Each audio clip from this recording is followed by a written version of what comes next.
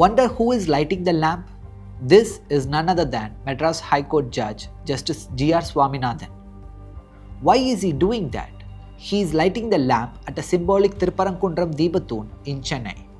Is it just a symbolic action? No, it is not.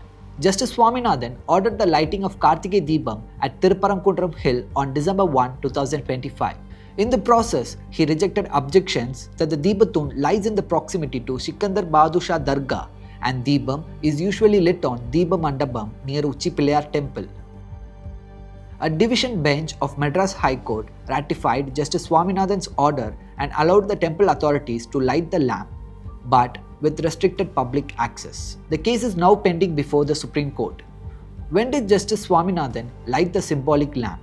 He lit the lamp while attending a function in Chennai on January 24.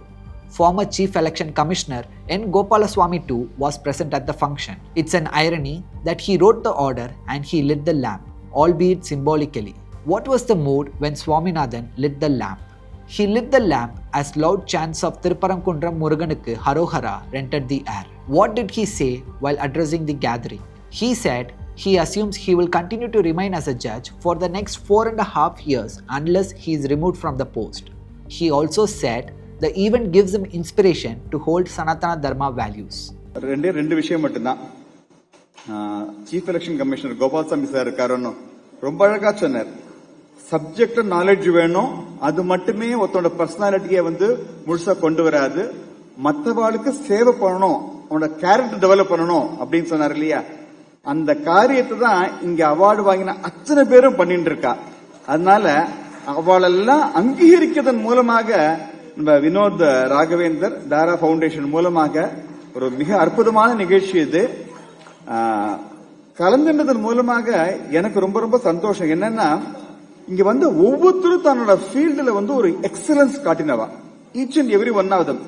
அதனால எல்லாருக்கும் ஒரு சொல்ல முடியாத humility இருக்கு. உதாரணத்துக்கு இளையராஜாவோட பேரன் இருக்காரு இல்லையா, அவர் கொஞ்சம் கர்வமாவே இருக்கலாம் தான் தாத்தாவ பேரை வச்சுட்டே.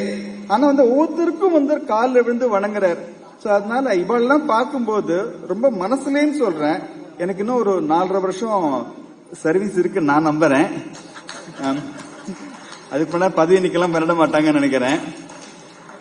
ஆனா இந்த இருக்க போற அந்த 4.5 வருஷம் இருக்கு இல்லையா, அதுல நான் ஒரு எக்ஸலன்ஸ் காட்டணும், சனாதன தர்மத்தை மனசுல வச்சுக்கணும் அப்படிங்கிற அந்த ஒரு எண்ணத்தை, அந்த உத்வேகத்தை இந்த நிகழ்ச்சி எனக்கு கொடுத்திருக்கு.